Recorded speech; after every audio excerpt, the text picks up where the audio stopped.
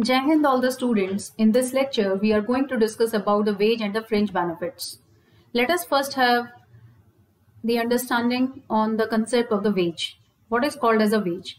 A wage is a payment made to the workman for his services to the organization. When any blue collar worker just works on the machines, so for that reason he used to get certain amount in return, and that amount is called as a wage. Now there are the methods of the wage payment. The methods of the wage payments may be like the time wage system, it may be piece wage, or it may be the balance method. Now the concept of the wages, there may be the four kind of the wages. Like the first is called as the minimum wage.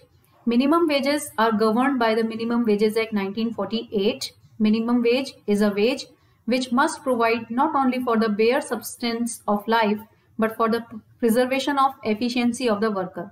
Minimum wage should also provide for the requirements like education of children, medical facilities.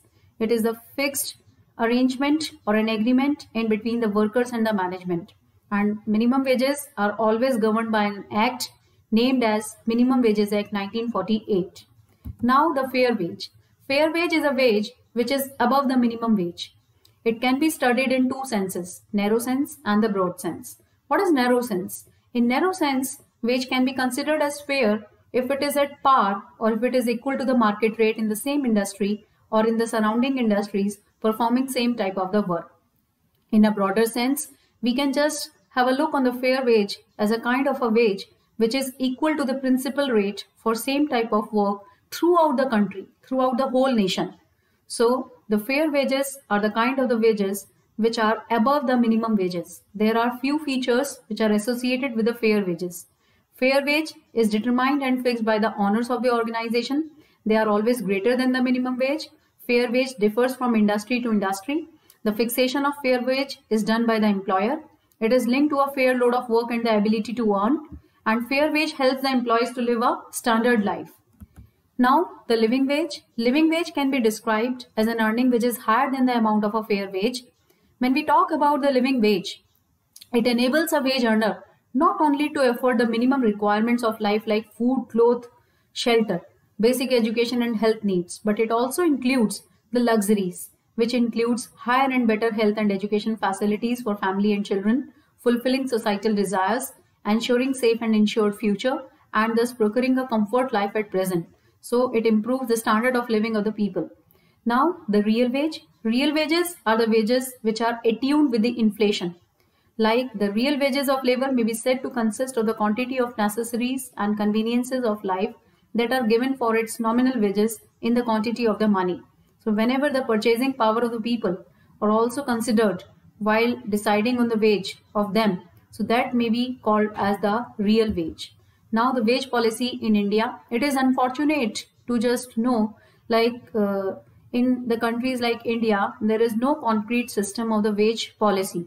There is no concrete system for the wage payments, but still the government is working on it.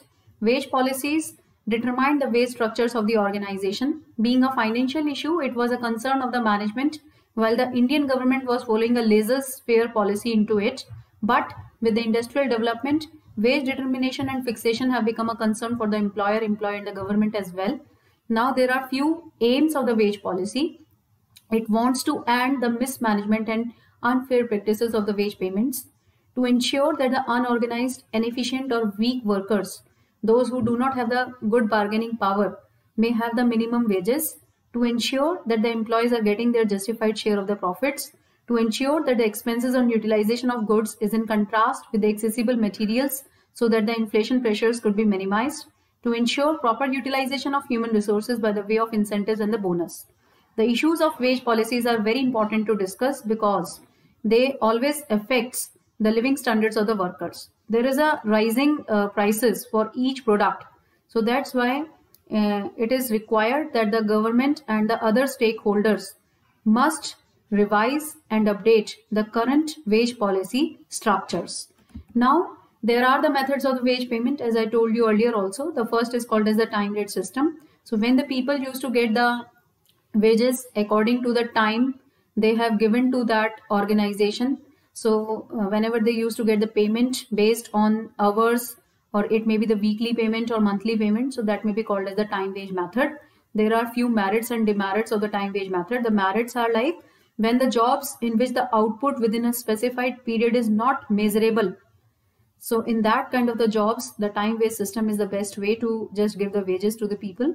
Then it is quite easy to understand and calculate. People know in advance that what amount of salary they are going to get in this particular pay period.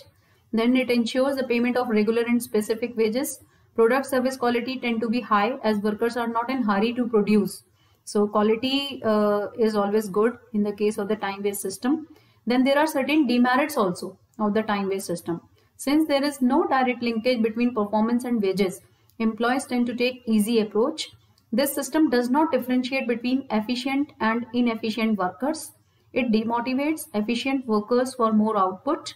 And since productivity is not a criteria for fixing the wages, there is a possibility that wrong employees are placed on the job. So all these are the demerits of the time wage system. The time wage system is more suitable in these kind of the situations where unit of outputs are not measurable precisely like the office work, where individual employees do not have direct control on their outputs like assembly work, where quality of work is more important. In that cases, the time rate system is the best, where machinery and raw materials are quite sophisticated.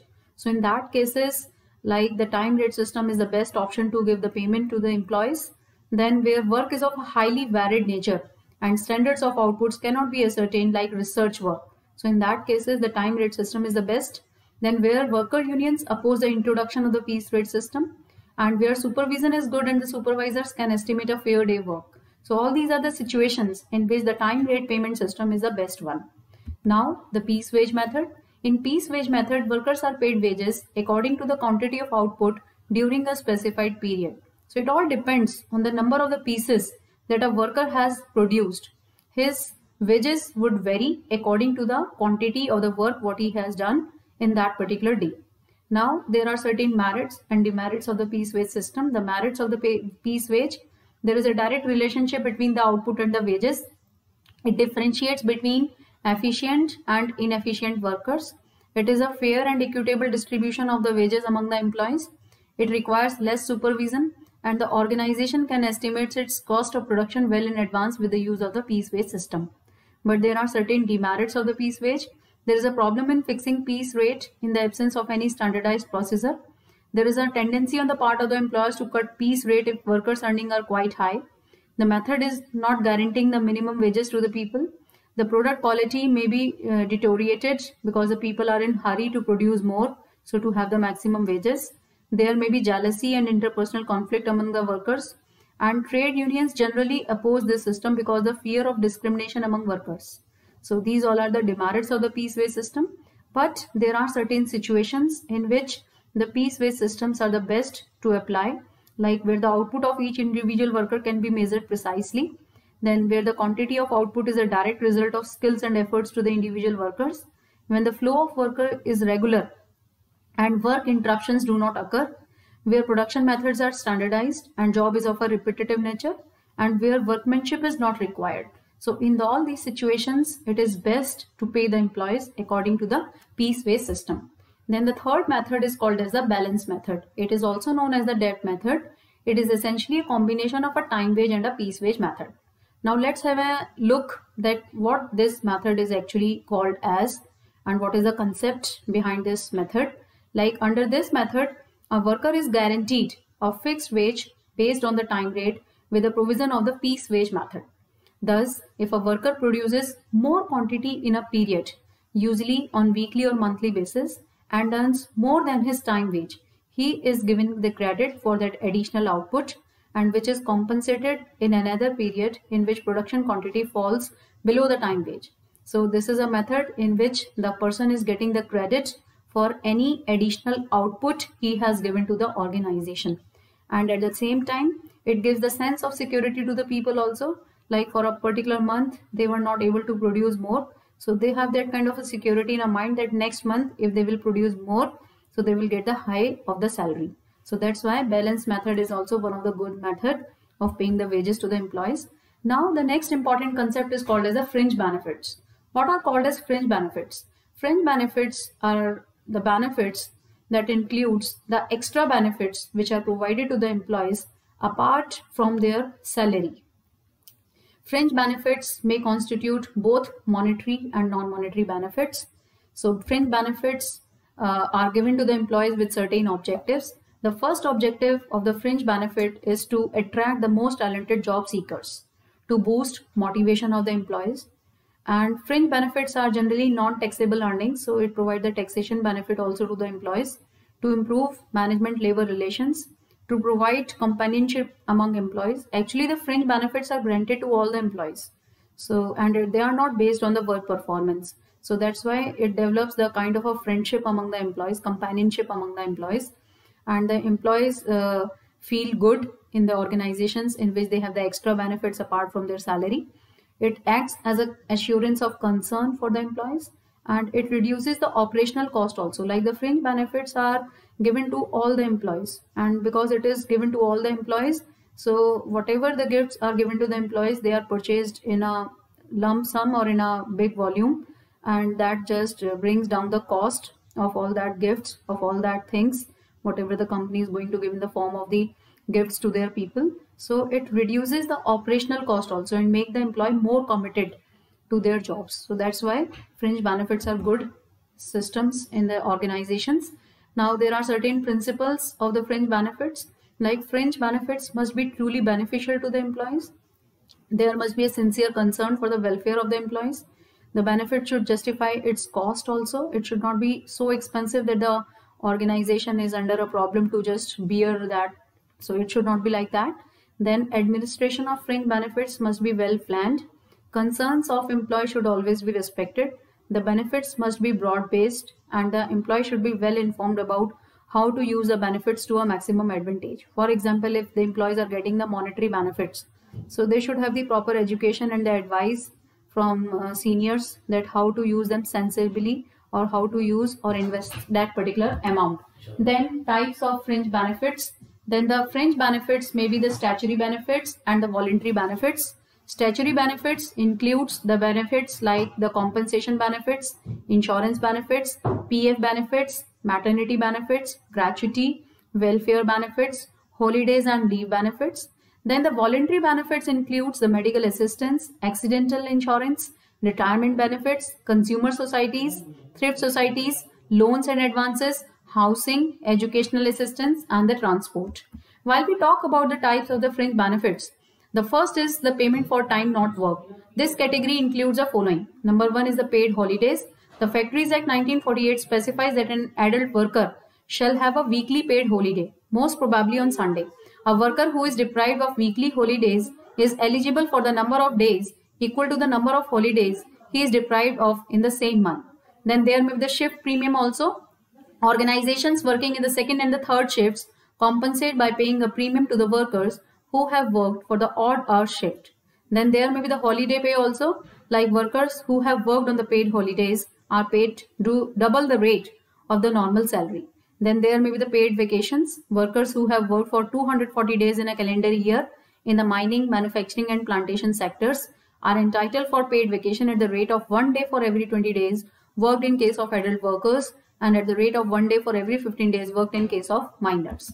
Now, the employee security. A feeling of any type of insecurity disturbs the peace of the mind. So, according to the concept of the fringe benefits, the employers used to provide certain benefits to the employees in which they feel secured in their jobs.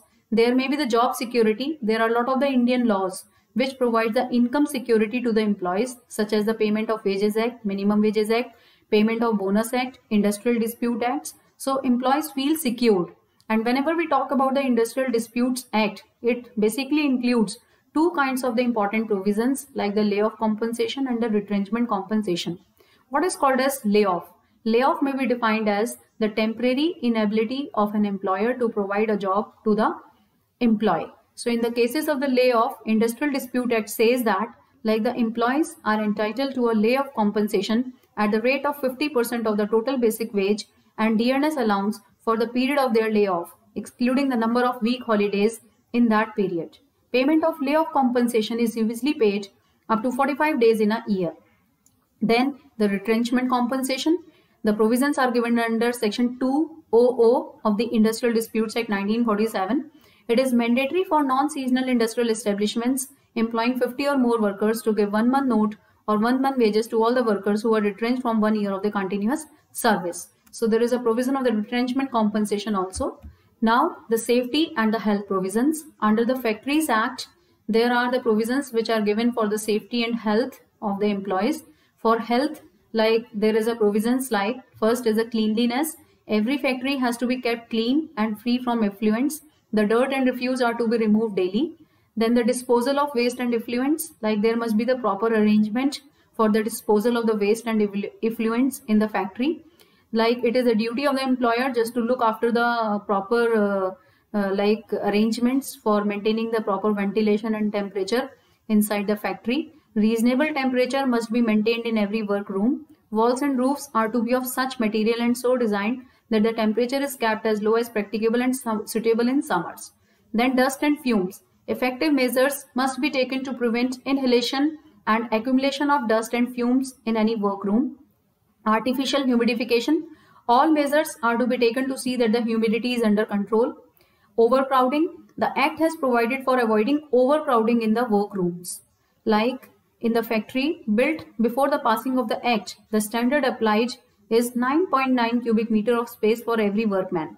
But for the factories built after the passing of the Act, the space per person must be at least 14.2 cubic meters. There must be the proper provisions for the lighting inside the factory, and then there must be the proper provisions for the drinking water, washrooms, and there must be proper spittoons also. If somebody spits in the organization or inside the factory except in the spittoons, and if somebody violates the rule, he or she should be fined with ₹5. So these all are the health provisions. Apart from that, there are certain safety provisions also, like there may be the dangerous machines on which it may be risky to work without having the proper safety provisions. So there are certain provisions for in terms of the safety also of the employees. Number one is the fencing of the machinery. Every moving part of a prime mover and every flywheel connected to a prime mover and every part of an electric generator, motor or rotary converter, or every dangerous part of any other machinery must be securely fenced.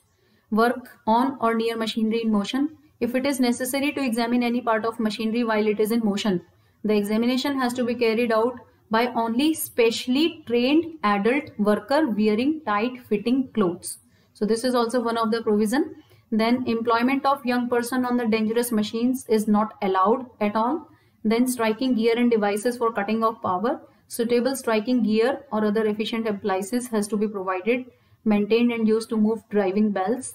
Then self-acting machines. The Act provides that no traversing part of self-acting machines in any factory is to run on its outward or inward traverse within a distance of 18 inches from any fixed structure which is not a part of the machine, if a person is likely to pass over the space over which it runs.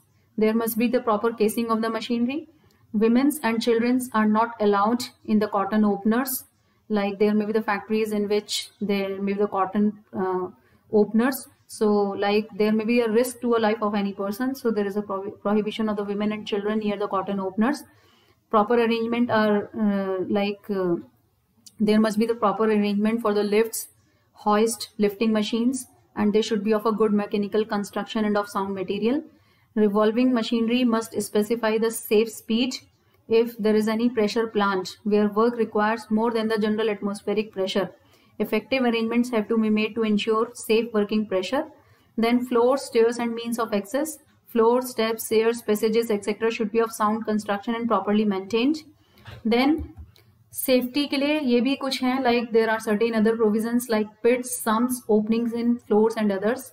Then like every fixed vessel, sump, tank, pit or opening in the ground or floor considers to be a source of danger and has to be securely covered or fenced. For excessive weights, again there is a provision like no person is to be employed in any factory to lift, carry or move any load which is likely to cause him injury. So for protection of eyes, there must be the suitable goggles that must be given by the employer to the employees. There must be the precautions against dangerous fumes, gases and others. There must be the precautions regarding use of the portable electric light. There must be the proper provisions in relation to the inflammable dust and gas. There must be proper precautions in case of the fire. There must be specifications of defective parts or test of stability. Safety of building and machines are also covered. Safety officers are required in case 1,000 or more workers are employed in a factory. So these all are the safety measures. Now the next, all these are the provisions which are given under Factories Act. Now the next is the welfare and the recreational facilities like housing. A roof over the head is one of the vital requirements for human beings to survive. So some of the organizations used to provide the housing facility to their employees, like they build quarters near the plant or office for their employees and charge a very nominal rent. So this is one of the kind of the facility that is given by the employers to their employees. Then the canteen facility must be there. There is a statutory obligation which is given under Factories Act 1948. Like the companies, those who are having more than 250 workers, they must have one canteen. Like either like in most of the organizations in which even 250 workers are not there, or even the less number of the workers are involved, they have the canteen facility with them. Meals are provided to the employees at a very subsidized rates in these canteens.